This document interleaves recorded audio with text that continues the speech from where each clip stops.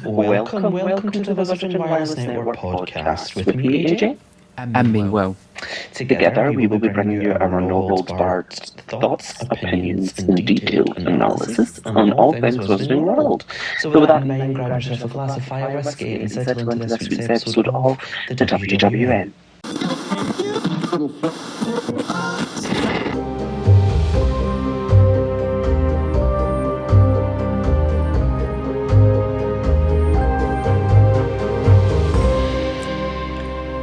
Wizarding Wireless Network with your hosts AJ and Will, streaming to you on all your favourite podcast providers and on YouTube. On today's Folio Universitas episode, we will be talking about all things Hogwarts Express. Lovely. So, Hogwarts Express, what can we say about that? It's a big red train.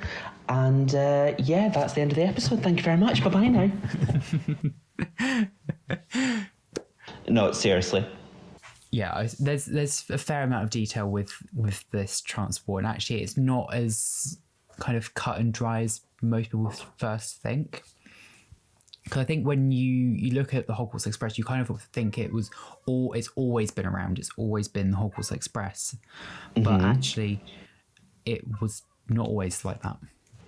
No, not at all. So, well, give us a bit of history on the Hogwarts Express. How did it come to fruition? Where are we at now with it?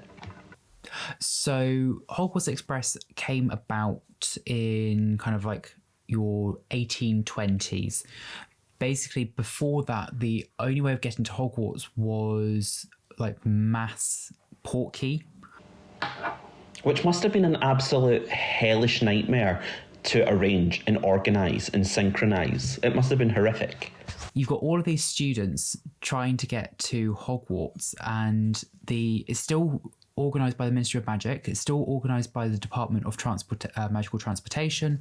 They're all the ones organising all of these portkeys, setting them all up, and then all the students have to arrive at the dedicated time just so they can then get to Hogwarts with all of their luggage. Oh God, that must have been an absolute logistical nightmare. I really would hate to have been working in that department back in that time, but thank God for the Hogwarts Express. But without mass portkeys, there must have been other ways for students to get to Hogwarts. I think we had looked and we had seen there was magical forms of transportation like apparition, broomsticks, probably not any flying cars until 1992, but we move. Magical creatures, thestrals, hippogriffs, anything else that can fly. I would dread to think how many memory charms have been done on the Muggle community prior to the introduction of the Hogwarts Express. It must have been horrendous. Yeah, I mean, the amount of people who had seen not only flying cars, but flying everything going across the UK just to get up to Hogwarts. Exactly. And the thing was, back in those days, like the 1800s, 1600s, they were a lot more, what's the word I'm looking for? A bit more terrified of witchcraft. You know, like your next door neighbour would have been accused of being a witch for anything and burned at the stake. And people weren't just walking around tip-tapping on their phones looking down. People were looking up. They would have seen things flying across. Well, there was nothing else to look at. I mean, I do like the idea of going to Hogwarts in a flying carriage. Oh yeah, that would have been very cool. See, I think Hogwarts did it before Beauxbatons. Well, they must have done. I wonder if the Beauxbatons have got some form of transportation that's not Pegasuses in gigantic carriages to get you to school. It's an interesting thought, but yeah, I highly agree. Well, this would be an interesting thing, actually. If the Beauxbatons or Durmstrang were to host the Triwizard Tournament, how would the Hogwarts students get there? Because the Hogwarts Express is a one-way trip. Exactly. Do you think there's like a magical equivalent of the Eurostar? Like, is there a tunnel? Like, that would be amazing. I know, like, where's Durmstrang? Bulgaria? Yeah. Yeah, like Bulgaria and France. Could you just imagine? Little Eurostar trip. Yeah. Just goes parallel. I know. Oh no, that would be quite cool. But saying that, Yeah, it's a lot of work. A lot of work. But who knows? The Wizarding World is evolving every day. We will find out soon, I imagine. So yeah, we had the creation of the Hogwarts Express in the early 1800s. So we had the new Minister of Magic at the time. So I think that was Otterly Gamble? Yeah, Otterling Gamble. So they came in and reintroduced how were they going to solve this mass problem of all of these portkeys being used at one time within the Wizarding World. All of this setup, like you said, the rigmarole and the headache of trying to set everything like that up. So she came in and tried to rework actually what are they going to do. And one of the things that they came up with was then the use of the Hogwarts Express, using a muggle form of transportation to transport witches and wizards so that there wouldn't be any way that muggles could tell that it was a magical way of transportation. So they started to build the railway in 1830. So this actually then involved a lot of muggle construction workers working on the railway line. Then involved the ministry conducting thousands of memory charm things to try and undo everything that they've seen, wipe all of their memories, and then put this mass concealment charm over the whole track. Now, I suppose my next question for that is, if they are using muggle train tracks, as it stands at the moment, is the Hogwarts Express driver unionised? And are they on strike? Because could we potentially be looking at a return of mass portkeys taking students to and from Hogwarts? Or have the ministry, do you think, sorted that out? I think they must have. Does Aslef have a Wizarding World branch? These are the questions, people. These are the questions. AJ always bringing you the important questions within every time we have an episode. I mean, I can never bring you an answer. I'll bring you a question. Yeah, you bring the questions to the table. I know. I had an old manager and she says, don't come to me with a problem that you can't answer yourself. Right, here's a question for you. Go on. One that you should be able to answer, right? Let's hope so. No, it's like an open question, opinion time. Okay. If for whatever reason Hogwarts Express driver was on strike, 1st of September, you're at King's Cross Station, you're like, oh bugger, what am I going to do? How are you getting to Hogwarts? I'm nicking someone's car. I'm hot wiring a car and getting myself up there. But you need to go through the M25. I mean, I'm sorry, but bugger that. It takes me about 3.5 hours to get home from work and I only live 30 miles down the road. And it's all M25. Who said it needed to go on the roads? Well, yeah, but that's a lot of faff. Levitation charm. Concealment charm? Exactly. There's options. To be fair, I would probably just get the night bus. To be fair, but that would be so much fun. I would love a go on that. And that's the thing that I am genuinely surprised that Universal Studios and the tour haven't done yet, like a night bus themed ride. Like that is a missed opportunity. I mean, the thing is, like, I was having this discussion with I can't remember who it was the other day, and it was all about the bus that goes from the station to the studio tours, and that is not more geared up like it's the night bus. Yeah, because I mean, that is a missed opportunity, and I think people would pay a lot just to get on that alone. Exactly, like that's the whole experience. It's like, okay, I get you're going to the studio tour, it's the making of, but it's Harry Potter, it's a bus. And it's a double decker bus at the same time. Like, just gear it out like it's the night bus. Exactly. At least even have like the bus driver wearing a uniform or something. Exactly. Oh, I'd love that. That'd be so much fun. So much fun. Part of me thinks, does it have the talking head as like a voiceover in the bus itself? It's been so long since I've taken that bus. I've only done it once, and that was about 10 years ago. So I honestly couldn't tell you. Because I'm not sure if it still does or not, or if it even did. But again, like, why is it not like that is a voiceover for that journey? I know. Okay, so you're taking a flying car. What about you? How are you going to get to Hogwarts? Well, it depends, I suppose. For example, I mean, if I'm back home in Glasgow visiting my family, I mean, like, I could probably just walk. Saying that. But no, I mean, depending on what year I'm in, because I mean, if I've got an apparition license, then I'm going to use it. Oh yeah, at least get yourself to Hogsmeade. Exactly, that's the thing. I don't really want to splinge myself trying to get in the castle gates. But let me see. Portkey, quite uncomfortable, but convenient. Doable. But doable, but very convenient. Yeah. Yeah, I'd probably just apparate to Hogsmeade, and then. But if it's a nice sunny day, I would have a meander through the town and then up towards the castle, and and have a lovely little time to myself. If it was absolutely pissing with the rain, then I am portkeying it straight into the common room. Yeah. I'll come and take my furs off. Dreadful journey. Whoa. Throw them to one side. The drama. But saying that, the thing is, if you apparate or if you get a portkey or you fly in a broom, you don't have a trolley witch, which means you get no snacks, which means by the time you get to Hogwarts you're going to be starving, which means those house elves are going to need to work their little fingers to the bone even more to feed you. And Hermione Jean Granger, happy birthday by the way, will not be happy about that. No, she will not. That spew badge will be thrown at you. I think given the right motivation, I think if Hermione was that hungry, the badge might just subtly work its way off the rope.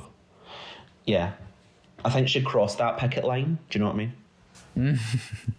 Do you think Francis Bourgeois would do an episode on the Hogwarts Express? Is that his name?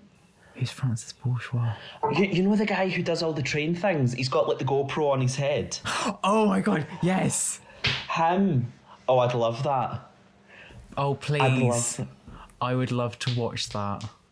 Oh, that'd be fab. I'm here with the trolley witch, my new friend. I think that was quite good, actually. That was quite a good impression. That I would so watch that episode, honestly. Oh god, you and me both. That'd be so good. Just him like going over the viaduct, just a GoPro on. And so somebody pulling windy. him back in. I know. Somebody pulling him back in.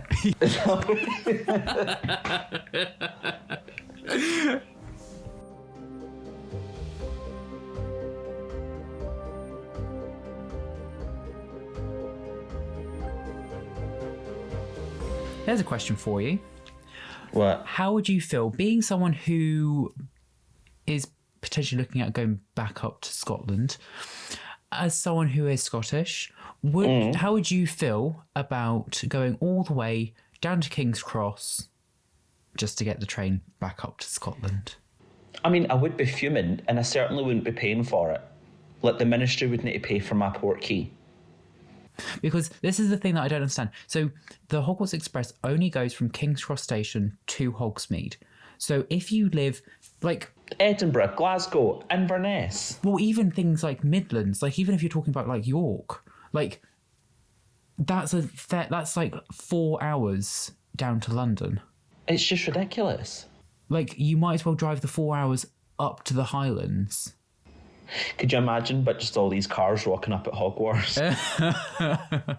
It's like when prom arrives, it's just like all these different cars. I know, a little Nissan Micra rocking up. Saying that, a lot of things did happen on the Hogwarts Express. Like, a fair amount of action took place on there. Because, I mean, like, the first film / book where the Golden Trio first met, we didn't see it in Chamber of Secrets. And in The Prisoner of Azkaban, we had the introduction of Professor Lupin. We had the Dementor attack. Mm-hmm. I mean, actually, like, in the books, a lot more happens on the train journeys than whatever happens in the film. Well, exactly. I mean, like coming on to like Half-Blood Prince, you've got the introduction of the Slug Club on the Hogwarts Express. So you have this whole carriage dedicated to the Slug Club where they're having a entire dinner on the train. Right, here's a trivia question for you. Which member of the Slug Club chokes? Belby. It was Belby. I finally got a Harry Potter quiz question correct. Redeemed. Here's the next one. What spell did Slughorn use to clear his airway?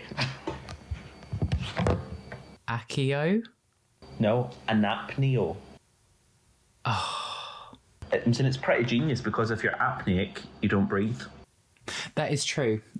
I was trying to think of what medical term, and it does make a lot of sense. Yeah, for sure. Apnea. Decent question, so AJ. Yeah. Next quizmaster.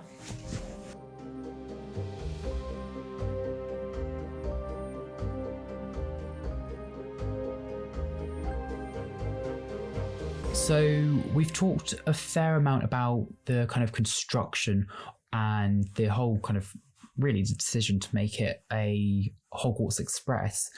But one of the main things that I found when I was reading about Hogwarts Express was actually there was a lot of contention around actually making it a train and making it a Muggle transportation, especially when it comes to purebloods and the pureblood families. Okay, is it just purely because it was made by Muggles and it's a Muggle transportation? Pretty much. I mean, literally, the whole contention was around the fact that they didn't want their kids to use Muggle forms of transportation just in case they get corrupted. Oh, the woke left agenda. So, I mean, it's a bit crazy to think that they had actually pulled their kids out to stop them from using the train just because of that. And actually, I think it was the Ministry of Magic who then just turned around and said, no, like, this is going to be the only way you can get to Hogwarts, end of. It does make you wonder, though, if a fair amount of pureblood children then started to get homeschooled, or if that was even a thing back then. That's true, actually. Yeah. Because you don't really hear of many people who were actually homeschooled, if any. I must admit, it seems to be very much like a case of you go to one of the schools. And that's it. But it would not surprise me that at some point, back if you go back down the generations of Malfoys, there would have been some protest at that. Yeah, I think actually you're probably right, especially when it's like the early 1800s, that they probably would have. Mm-hmm. It's just interesting to see how something like the Hogwarts Express is stuck and actually people have just normalised it now. Exactly, and I suppose that is... Which I think is actually very relevant for like what happens in real life, really. Oh God, yeah, 100%. If, going by today's Muggle transportation, if you've had advancements in that, after train, what would come? Like plane? Could you imagine just like a Hogwarts Express via Heathrow? Like a whole gate specific for witches and wizards just to get up to Hogwarts. Then we're back to flying again. It's just one of those security gates that you go through and you just walk through and there's no one coming out the other side. Never to be seen again. It just turns it in from Harry Potter's Stargate. Pretty much gone. I mean, actually, yeah, I can't really imagine what would be after the Hogwarts Express. It's such a kind of efficient way of getting everyone there in one go without causing too much contention with everyone. I don't really know what would be next. I know. Just go back to broomsticks, apparition, portkeys, back to where you started. Well, they do say everything comes around in 10-year cycles, so who knows? Well, it literally does. It literally does. So, I mean, one of the things I was thinking about, actually, when it comes to, like we said, with the gates, like, when you go onto platform 9 3/4 and you're going onto the Hogwarts Express, I always kind of wondered, like, how does no one really notice? Like, I get there must be like some sort of like disillusionment charm on the actual gate itself. But one, how do they stop Muggles from just leaning on that wall and just falling straight through into platform 9 3/4. But also, there's so many people going through with just like these carriages. Like, there's going to be hundreds of students going through with just owls and trunks on it. That's going to look a bit weird and a bit sus. Oh, just a little bit. I mean, do you know, that's something I have genuinely never thought about, is the fact that there could have been people falling against that wall and just ending up on the platform. I've just got this image of this poor mother or like muggle going for a little shopping and then all of a sudden falling through onto this big ass platform, and they're like, what is going on here? I just wanted to go to Sainsbury's.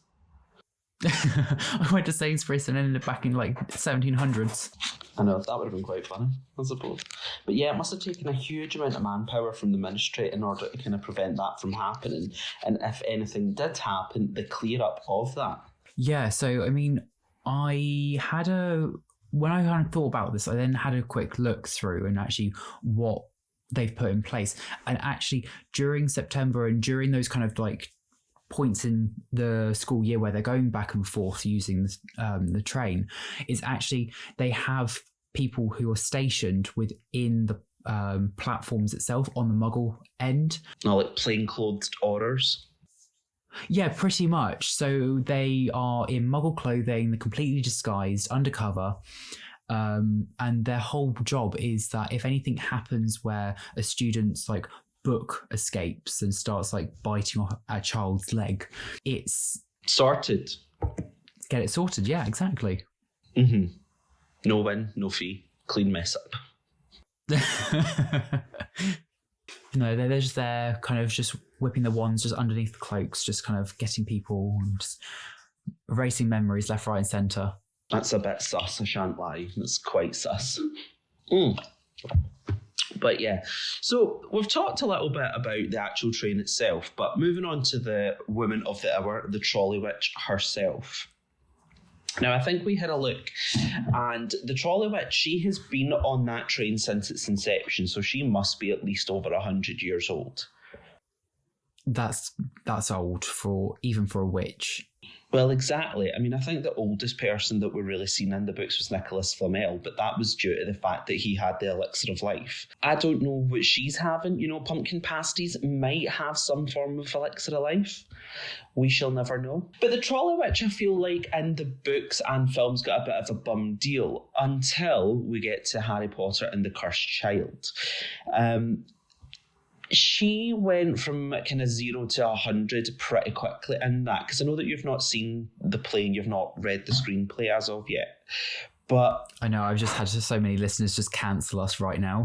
I know. It's very bizarre because she goes from this little woman who does sell all these lovely sweets, all these lovely treats, and then all of a sudden she turns into like some weird eagle type thing almost, because she then grows talons and prevents the students from leaving the train. I get that she's got a job to do, but I don't know where that came from.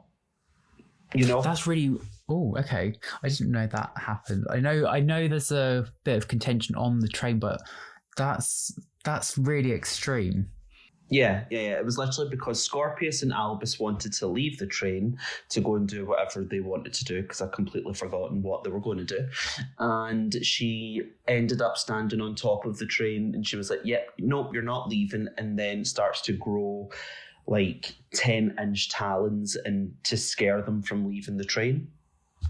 It's all very bizarre. Okay. So, I mean, like, that kind of makes me wonder, like, what is she, rather than, like, maybe that's to do with her age. Maybe she's like a hag, or is she like some form of metamorphomagus? That's true, actually. Yeah, but definitely something like Tonks. Yeah, that's a point. So yeah, maybe there's more to her than meets the eye. Maybe there's a backstory there that doesn't have a backstory yet. I know. I'm waiting for the Netflix series on the Trolley Witch, her origins. Her David Attenborough documentary. Oh God, I would pay so much money for that. So we get quite a lot of scenes, and actually there's some real poignant scenes that happen in the Hogwarts Express, and actually it's where a lot of the characters first meet. It's where a lot of those first descriptors of many of the characters, and actually one of the things that I hadn't realised that we were kind of slightly touching on actually in a bit earlier was the segregation of the carriages, and actually how it changes from year to year. So you've got year one being Harry, Ron and Hermione all kind of finding each other, and kind of that's their first meeting. You've then got the Prisoner of Azkaban, where we first meet Lupin and the Dementors attack. And then suddenly we go into the fourth and fifth book, because I'm not going to say film because we don't see it in the film, but Ron and Hermione then become prefects. And then suddenly they're going off to the prefect carriage. And actually, there's a whole carriage dedicated to the prefects alone, where that's how they get to Hogwarts. Something which Harry is not privy to. Exactly. So then we get the whole interaction with Harry having to ride the Hogwarts Express with other people for the first time. Yeah. Because in that, does he not meet Luna at that point? Yeah, so that's where he ends up riding the train with Neville, Ginny and Luna. And Mimulus Mimbletonia. Exactly. And then it's a bit later on where we actually then have the Half-Blood Prince, where actually you've then got Slughorn riding the carriage, which is, again, not heard of, that a teacher is actually then riding on the Hogwarts Express with the students. But he actually hosts his own Slug Club dinner party. So I think this is what you were alluding to with the question about kind of who was it who chokes. Yeah, for sure. It's quite interesting that actually, one, Slughorn was allowed to do that, but also the fact that you've got very few adults who ride the train to Hogwarts, and the only ones that we know of are the Trolley Witch, Lupin, and Slughorn. That's it. And the driver. Did Professor Lupin not say that he had to go and have a word with the driver after the Dementor attack? That is true. That is true. So I think that's kind of summing up really the Hogwarts Express that we haven't really uncovered for the Hogwarts Express. So chapter 7 is next week, and we are getting ready to be sorted into our houses, getting ready to meet the Sorting Hat. Hear its song. That Sorting Hat is singing. Exactly, the bit that is completely cut from the movies. Yeah, I am fuming about that. Every single one of the movies, because that man comes up with a new song every single year. And it is so poignant and relevant to the year. Exactly, and we didn't even hear a single one of them. Never. So, thank you guys so much for tuning into this week's episode of the WWN, and make sure to keep your radios tuned in for next week's episode where we'll be talking through Chapter 7, The Sorting Hat. So, as always... No. No. No. No. I've already said that. No. No. Oh, no, Claire. So, yes, thank you guys so much for listening, and we will see you next week. Bye-bye. Bye.